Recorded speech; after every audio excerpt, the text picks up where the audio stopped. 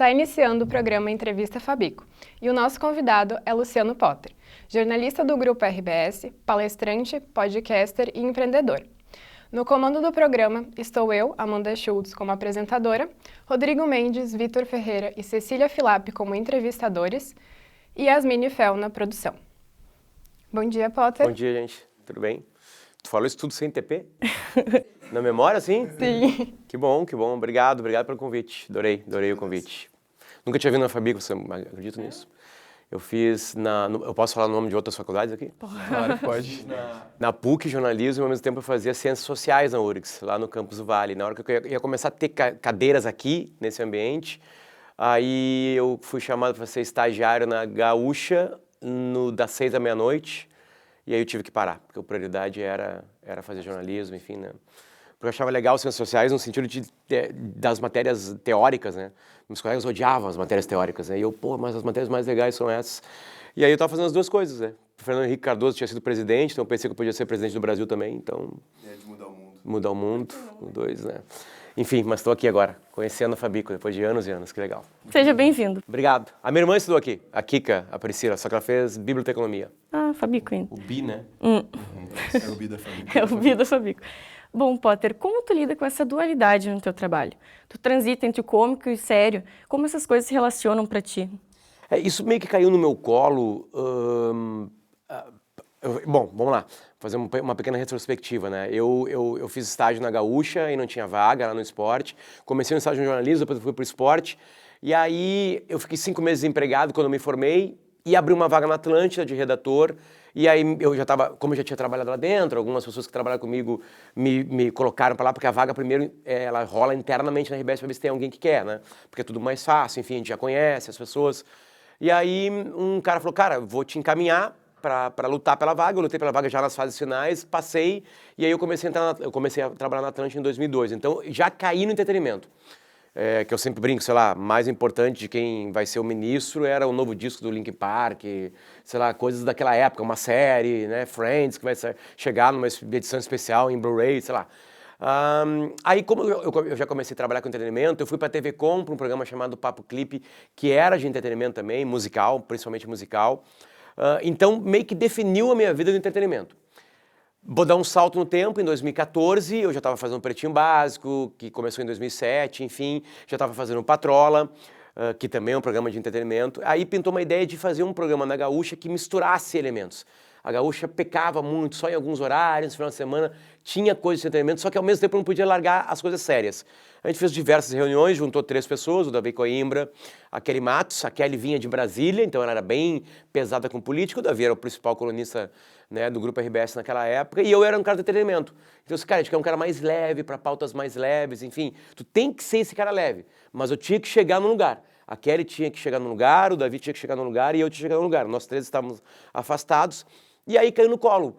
Só que aí na vida real, é muito vida real, na real. A gente é assim, né? Eu sempre faço uma brincadeira que eu com meus amigos num bar, eu sou um cara e na frente na casa da minha sogra eu sou outro cara. Então não tem nada muito complexo nesse... A gente é um camaleão, a gente se adapta a lugares, é uma coisa muito humana isso, né? Então acaba sendo uma coisa muito normal. Claro, eu preciso de um preparo maior, né? Por exemplo, vamos lá, ontem, a gente está gravando isso aqui no dia 8, né, de dezembro. No dia 7 de dezembro, a gente entrevistou o Deltan Dallagnol, é um personagem da República Brasileira nos últimos tempos, né? Um procurador da Lava Jato. Então a entrevista é mais séria. Mas ao mesmo tempo eu posso brincar com ele, eu posso fazer uma piada com ele do PPT dele lá, famoso Lula. Enfim, esse é meio que o meu papel no programa, sabe? Mas ao mesmo tempo eu também posso fazer uma pergunta dura para ele. Como eu já fui xingado, aliás, por vários, sei lá, políticos, membros do STF, por perguntas meio desaforadas, assim, né? Então, não é muito complexo, acho que é muita gente. O problema é que o jornalismo, ele era gavetinhas. Eu tinha que ser o cara que só lia. Eu tinha que ser o cara que só falava de política. Só que isso mudou. Vocês já estão mais acostumados com outro mundo. Vocês já estão chegando no jornalismo já meio misturados. Isso não quer dizer que, se eu for apresentar o Jornal Nacional, eu vou ser brincalhão. Não, ali não é para ser brincalhão. Né? Ao mesmo tempo que eu não posso ser muito sério apresentando, sei lá, o Caldeirão do Hulk, para pegar 2, que não é mais Caldeirão, né? Agora é o Caldeirão do Mion, né? Enfim, tem ambientes, mas a gente consegue perambular por muitos caminhos. Porque o público é muito inteligente, ele saca. O público que está vendo o timeline sabe que eu posso entrevistar alguém que pode ser mais piada, mas ao mesmo tempo agora é hora séria, sabe? O público não é infantil, O público, ele entendeu o que está acontecendo. Isso veio para ti ao natural, então, né? Não é exatamente um processo. Humanamente, é natural a gente se adaptar a meios, né? Mas claro que eu preciso me preparar antes de entrevistas mais sérias, né? Eu vou entrevistar, sei lá, um candidato a governador do estado, acabou a brincadeira, né? 90% da entrevista, assim. A brincadeira serve para ficar um pouquinho mais leve. Mas você vai ver o Roda Viva. O Roda Viva são vários entrevistadores, né? De vez em quando um faz uma pergunta mais leve. Tipo assim, não tem nenhuma... O Timeline não inventou a roda, digamos assim, sabe? Ele só se adaptou a um mundo mais leve na maneira de fazer jornalismo. Mas tu sempre teve essa inclinação, esse desejo por misturar o entretenimento com a comunicação, desde o começo? Na verdade, eu escolhi jornalismo porque eu poderia trabalhar com paixões da minha vida, que seriam paixões da vida inteira. Né? Esportes, música, cinema, eu sempre adorei isso, sei lá. Eu, em outras épocas, né, imagina, eu nasci em 79, eu assinava a revista Bis, a revista 7 e a Placar. Essa foi a minha pré-adolescência, né? Eu saindo da infância para pré-adolescência, minha adolescência, eu sempre adorei isso, E aí, claro, eu estava mais linkado a querer escrever, né? Eu não imaginava trabalhar as minhas aulas de TV eram fraquíssimas, eu não conseguia dar um boletim, né? E de repente eu estou no Patrola, né? Que era TV, de repente eu estou apresentando o Garota Verão, que é ao vivo e cada segundo interessa. A gente vai vai jogando para lá e para cá. Então, eu acho que naturalmente o entretenimento era uma procura minha, né? Mas nunca para falar em rádio, nunca imaginei em rádio, zero. Eu estou há 23 anos, né, desde estágio em rádio, então as coisas meio que acabaram acontecendo naturalmente, assim, mas sim tinha uma predisposição minha para trabalhar mais com entretenimento. Tu fala bastante dessa questão de como tu, na faculdade, ou como antes de escolher o jornalismo, das tuas ideias e opções para chegar na carreira. Tu acredita, como é que tu consegue separar o Luciano Potter fora do jornal com o Luciano Potter quando entra ao ar? Porque eu vejo que as pessoas elas têm um apego pela tua imagem. Então, como é que tu consegue separar o Luciano Potter jornalista do Luciano Potter, por exemplo, entretenimento? Bom, ganhar um apelido me ajudou, né? Né? Porque meu nome é Luciano da Silva Lopes. E Potter é porque eu entrei na Atlântida, tinha 2 Lucianos, eu usava um óculos, tinha um cabelinho mais compridinho e achavam parecido com o Harry Potter, enfim. Nunca tinha lido nada sobre o Harry Potter, da J.K. Rowling. Mas, enfim, assim, o apelido, eu não sou um personagem, né? Eu não faço personagens nos programas e eu não sou um personagem. Eu sou esse cara. É óbvio que quando eu tô no Pretinho Básico, eu não tô mais, mas quando eu tô no Caixa Preta, por exemplo, assim, eu sei que ali é um ambiente que eu posso me soltar mais, eu posso exagerar em algumas linguagens, sabe? A gente meio que se adapta, assim, até no jeito de falar, né? Estar no Pretinho Básico é uma coisa e estar no Timeline é outra. Beleza. Então, como eu não sou um personagem, isso é mais leve para mim. A única coisa que eu tenho que respeitar é o ambiente que eu tô e não impor o meu personagem para isso, entende? Vou pegar um exemplo assim aleatório. Trabalha comigo um humorista muito talentoso, que é o Pedro Esmanioto, que tem um super personagem chamado Alcemar. Quando eu convido o Alcemar tem que ser Alcemar. Se eu convidar ele para ir para um Timeline, vai fazer um show, sei lá, e eu convido o cara, ele vai com o Alcemar ali. Eu posso falar um pouquinho e falar assim, Pedro, deixa eu falar contigo agora só com São Pedro, como é que é criar o personagem? Beleza, ele vai parar de ser Alcemar. Eu não tenho isso aí, sabe? Eu só tenho um apelido, né? Que se adaptam aos ambientes que eu tô. Então não deixa de ser uma diferença, assim, não deixa de ser eu entro numa cápsula, sabe? E acho que isso rola também com outras profissões, o médico quando está atendendo. Né? Ele não é o médico que está, né, no corredor. No corredor ele pode ser muito mais... Pô, o cara vai ali, vai fazer um diagnóstico de uma doença mais séria, ele vai ser um cara... Ele não é um personagem, ele vai respeitar o ambiente que ele está. Eu acho que isso acaba acontecendo com muitas profissões, assim, sabe? Um atendente de uma farmácia, né? Na hora que ele vai falar com o cliente, ele é mais educado, ele é mais cordato, né? E quando ele está lá no setor, lá no estoque, lá pegando as caixas, certamente ele deve fazer mais brincadeira, sabe? Eu acho que também não é uma coisa muito difícil, assim, sabe? Eu acho que isso meio que tá nessa coisa humana nossa de adaptação de ambientes mesmo. Né? E no jornalismo a gente sabe que a nossa vida é sempre exposta. Tu tem uma vida pública e como que tu lida com essa vida pública? Tu sente muito medo agora dessa política do cancelamento, ter tua imagem atrelada a algumas falas que tiraram de ti? O cancelamento, ele é o seguinte, né? Tu vai ser cancelado. Não tem escapatória, né? A gente, por mais que a gente tente se adaptar às linguagens, assim, a gente pode escorregar uma coisa ou outra, pode ter coisas fora de contexto, pode ser cancelado sem ter culpa, O meu último mini cancelamento, foi um dia só de cancelamento, foi de uma fala que eu faço um discurso contra o racismo, no caso Vini Júnior, e eu erro uma frase. Os caras pegam uma frase, né? Pô, não pegaram nem uma ideia toda completa, que obviamente era contra, né? O que aconteceu com ele lá em Valência, enfim. E aí tu não tem culpa, aí tu tem que se defender, né? Aí tu tem que falar assim, cara, né? Desculpa aí tu vai pra cima, né? Faz um comunicado, enfim, e aí resolve rapidamente, né? Outras vezes tu não tem muito o que fazer, tu tem que ficar em silêncio, ou porque tu errou, ou porque tu tentou fazer uma coisa e era legal, mas as pessoas não entenderam, porque tem muita paixão, enfim, futebol tem muito isso, né? Então, na real, assim, a gente não controla muito o mundo moderno, assim, sabe? O mundo tem pessoas que, as pessoas na internet, isso é uma coisa muito complicado, assim, que isso é de se levar para divã mesmo, né? No dia que eu entendi que um xingamento é muito mais sobre quem está me xingando do que a mim, né? Tá resolvido, assim. Porque dificilmente tu vai ser consertado, mesmo que tu erre, com xingamento. Tu vai ser consertado com qualquer pessoa que vai chegar assim, tudo bom, Luciano? Tá. Geralmente uma pessoa mais próxima, né? Ou uma pessoa muito educada que te manda um e-mail. Potter, eu tava acompanhando o programa e... Pá, cara, aquela brincadeira que tu fez ali, cara, não se sentou bem por causa disso, disso. Aí tu para, reflete, dá um passo atrás, né? Esse filtro tem que estar ligado, né? Não é porque, não, eu vou ser cancelado, foda-se, eu não preciso me preocupar mais, eu não vou mais errar. Não, tu vai errar. Mas quem vai te consertar são as pessoas mais educadas, as pessoas mais próximas. Tu tem que estar aberto a isso, né? A gente vai errar muito na vida de jornalismo. Estar ao vivo, estar se expondo muito, a gente se expõe muito mais, né? Imagina, sei lá, Cid Moreira. O Cid Moreira se expunha durante alguns minutos no dia, né? O William Bonner se entrega muito mais nas redes sociais, então a gente está falando mais, a gente está divulgando mais, ou seja, a gente está abrindo mais possibilidades de erro. Então, eu acho que tu tem que ter um filtro ligado, tu tem que entender que a maior parte do que chega é lixo, de verdade, né? Então tu tem que ser seguro com isso e tu tem que estar mais preparado para aquele lixo que chega e não te afetar. Né? Preparado mentalmente, eu acho que tem que ter nas cadeiras de jornalismo, não sei se a Fabico tem, aula de psicologia, de entender a lidar com massas, assim, né?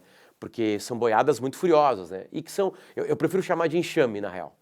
É um enxame de abelha. O enxame de abelha vem, te pica, e alguém fala, opa, alguém fez uma merda aqui. Aí todo enxame sai. Aí tu tá ali todo machucado, então tu cura os machucados, vai fechar as feridas, enfim, e tu vai tocar. Então acho que são três coisas ao mesmo tempo andando, né? Um filtro teu, tu tem que ter um filtro, sim, tu pode errar, né? Tu tem que ter humildade para ter esse filtro. Tu tem que entender que aquele enxame ali, ele é insano, ele é doente, então tu não tem que dar muita bola para isso aí. Por exemplo, vou fazer um movimento real na minha vida. Desde junho eu não tuito mais. Né? Parei. Tá lá uma conta, lá com um monte de seguidor, enfim, larguei. Me fazia mal. Me fazia mal, as conversas não eram produtivas, era só raiva, tudo que chegava, a grande parte era raiva, era discussão, aí eu perdia tempo com isso, eu ficava no Twitter e não ficava com meus filhos, eu ficava no Twitter e não ficava lendo uma coisa, eu ficava com meus filhos, ficava no Twitter e não ficava com a minha mulher, enfim, eu não viajava, eu ficava ali, eu viajava e levava o Twitter junto, né? Quer saber, apaguei o aplicativo, já era, tá lá morto e não tô sentindo falta, né? Tô leve. Essa exposição que tu tem, essa visibilidade, ela afeta de que forma a tua vida familiar? Pois é, eu acho que, assim, eu gosto da brincadeira de subcelebridade, né? Porque a minha vida não é muito atrapalhada, sabe? O máximo que acontece, eu chego, por exemplo, aqui, eu caminhei pelos corredores aqui, passei por uma pessoa, duas pessoas ali, as pessoas meio que cagaram pra mim, não é o Messi chegando no lugar, não é, sei lá, o Bruno Galhaço, que todo mundo vai olhar, todo mundo sabe quem é, enfim, né? Então, vamos diminuir um pouquinho essa coisa eu sei que muitas pessoas me conhecem, mas assim, não atrapalha a minha vida, eu consigo fazer tudo. Eu vou num restaurante, eu vou num supermercado, eu sento num bar, o máximo é alguém chegar e falar comigo, né? Pedir um pouquinho de atenção, né? Como eu trabalho com algumas paixões, assim, de vez em quando as pessoas se passam um pouquinho, ao vivo muito, muito menos, né? Inter e Grêmio é um assunto que, mesmo que eu não queira, as pessoas falam comigo, enfim, eu entendo, eu trabalho com isso, né? Beleza. Então, na família, o máximo que pode acontecer é eu estar junto com eles e eu tenho que parar um pouquinho a minha atenção neles, né? E dar atenção para a pessoa que chegou carinhosamente comigo ali. 99% é carinho, né? Mesmo uma brincadeira sobre futebol ou sobre política tem um tom de carinho ali, né? Então, é um jogo. É um jogo, assim, né? Acho que a gente pode chamar o comercial. Já? Sim, já passou 15 minutos de programa. Então a gente vai para um comercial e volta logo logo.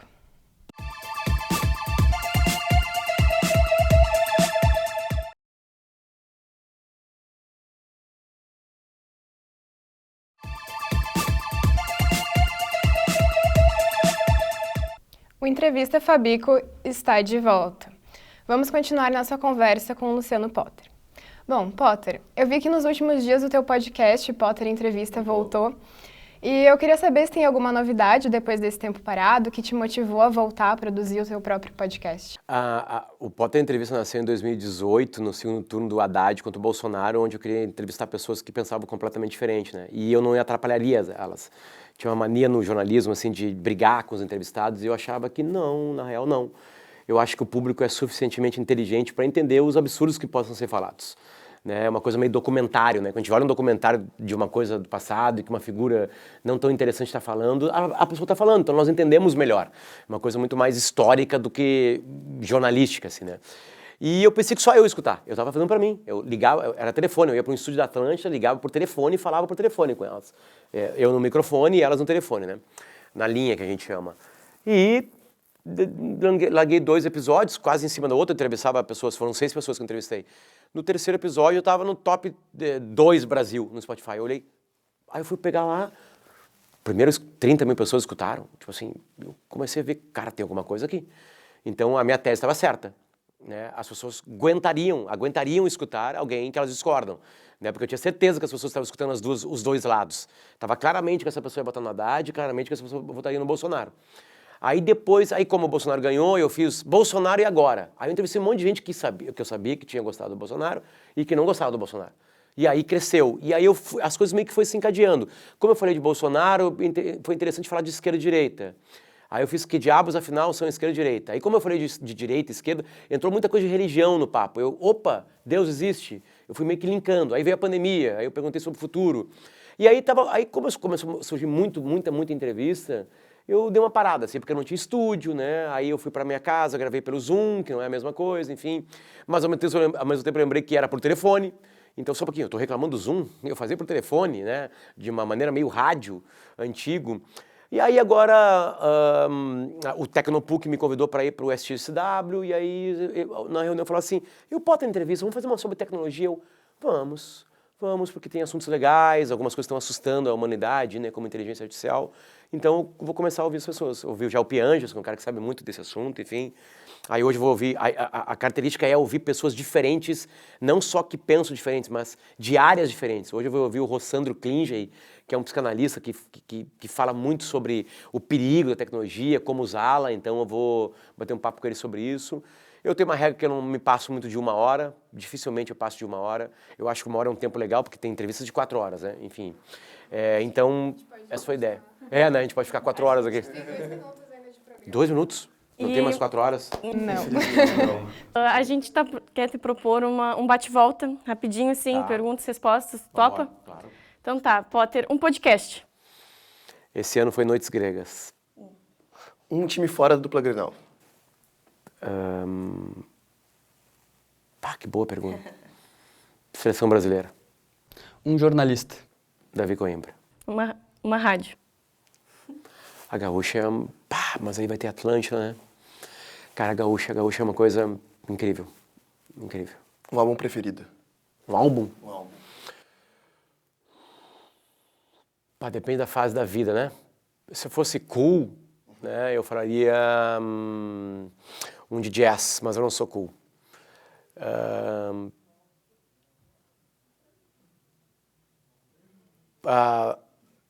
Nevermind, do Nirvana. Mudou minha vida. Programa favorito que tu já participou? O programa favorito que eu participei? Pretinho Básico. Bom, então a gente tem menos de 1 minuto. Se quiser deixar uma mensagem rapidinha para os futuros jornalistas que vão estar assistindo a entrevista. Pô, que legal, né? Que responsabilidade. Eu sempre brinco quando eu vou na faculdade de jornalismo falar, eu falo assim, galera, vamos sair, vamos pra medicina, tá acabando isso aqui, né?